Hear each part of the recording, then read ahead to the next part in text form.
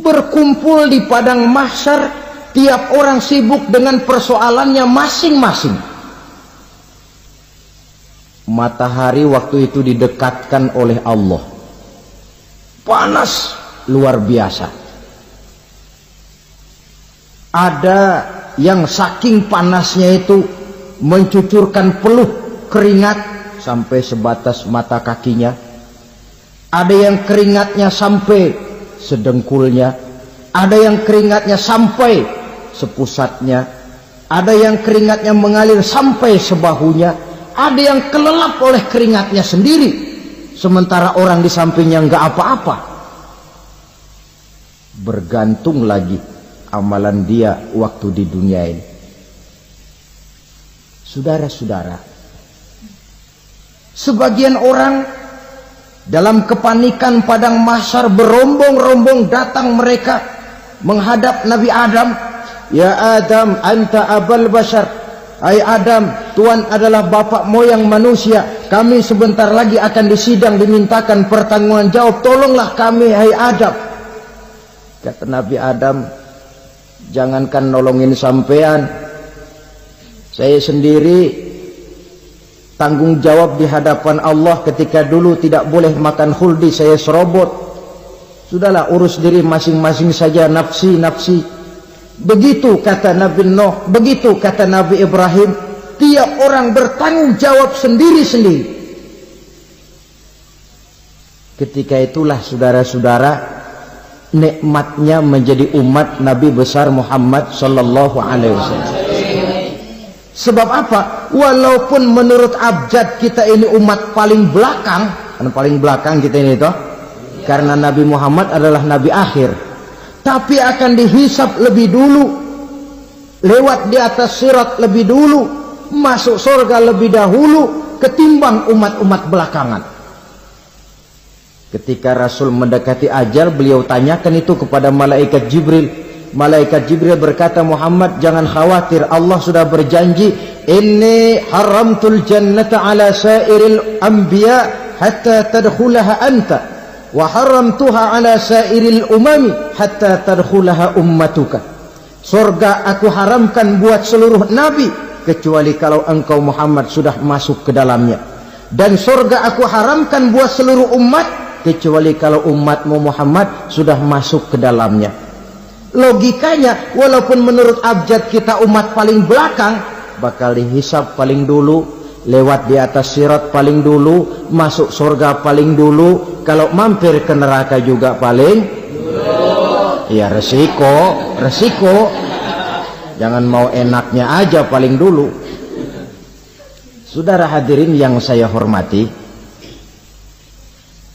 setelah masa kebangkitan itu jangan dikira begitu bangkit langsung diperiksa, masih menunggu menanti ribuan tahun perhitungan padang mahsyar untuk sampai kepada proses yang disebut yaumul hisab, hari perhitungan. Seorang demi seorang bakal dipanggil.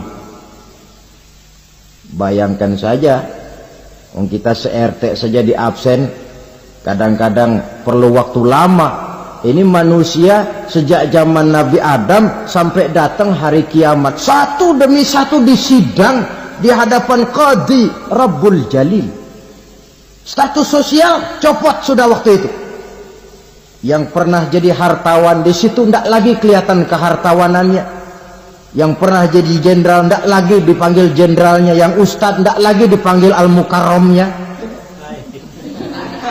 Seluruh status sosial selesai. Dipanggillah kita seorang demi seorang menghadap Qadhi Rabbul Jalil. Bagaimana proses penghisaban itu? Pertama, proses tanya jawab. Di antaranya ada hadis menyatakan, lan tazula qadama 'abdin yaumal qiyamah hatta yus'ala an arba'i khisalin. Besok di hari kiamat tidak akan bergeser telapak kaki seorang hamba sampai dia ditanya lebih dulu tentang 4 persoalan. Tentang ilmunya, kemana ilmu itu diamalkan, tentang umurnya, di mana umur itu dihabiskan, tentang masa mudanya, kemana masa muda itu dipakai, tentang hartanya, dari mana harta itu didapat dan kemana harta itu dibelanjakan. Ini termasuk proses tanya jawab. Jadi kalau istilah pengadilan dunia, nama Fulan bin Fulan. Kamu waktu di dunia diberikan umur panjang untuk apa? Pernah mengalami masa muda, kemana kau habiskan masa remajamu? Kau diamanahkan ilmu, dengan apa ilmumu kau amalkan? Kau diberikan harta, dari mana harta kau dapat, kemana kau belanjakan? Tak seorang pun yang bisa mungkir. Sebab apa? Dikala itu yang menjadi saksi bukan orang. Yang menjadi saksi adalah seluruh anggota badan kita.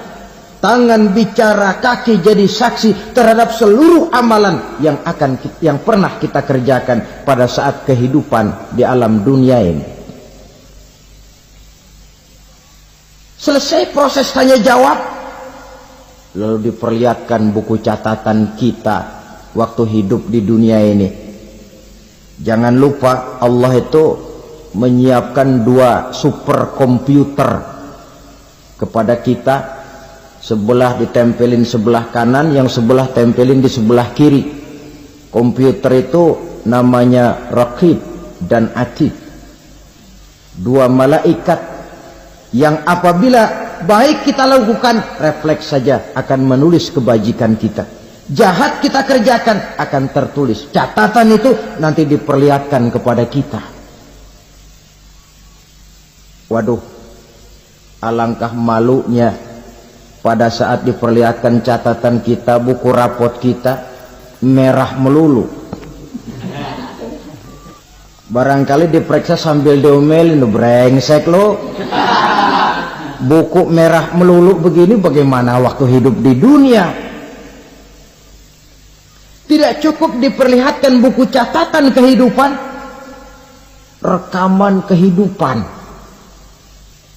Rekaman kehidupan kita secara utuh sejak terlahir sampai ajal datang merenggut nyawa. Barangkali mirip dengan video sekarang ini, di mana terekam dengan baik seluruh kegiatan kita sejak yang sekecil-kecilnya sampai kepada yang sebesar-besarnya. Untuk kemudian kita pun menerima balasan. In khairan fa khairun wa in syarran fa syarrun. Kalau baik ya baik balasannya, kalau jahat ya jahat juga balasannya. Catatan-catatan kita diberikan. Kalau banyak kebajikannya diberikan di tangan kanan dengan cara yang halus. Kalau banyak kejahatannya diberikan dari sebelah kiri atau dilempar dari belakang. Itulah sebabnya sejak di dunia ini kita sudah mohon kepada Allah. Ketika berwudu membasuh tangan kanan, apa kita bilang? Allahumma a'tini kitabi biyamini wa hasibni hisaban yasira. Ya Allah, berikan saya kitab di tangan kanan, dan kalau saya memang perlu dihisap, hisaplah saya yang seringan-ringannya. Tangan kiri berlindung kita kepada Allah. Jangan sampai diberikan kitab di tangan kiri atau dari arah sebelah belakang. Wa a'udzubika an tu'tiya kitabi bishimali aw min wara'i zuhri, dari arah sebelah belakang. Na'udzubillah min dzalik.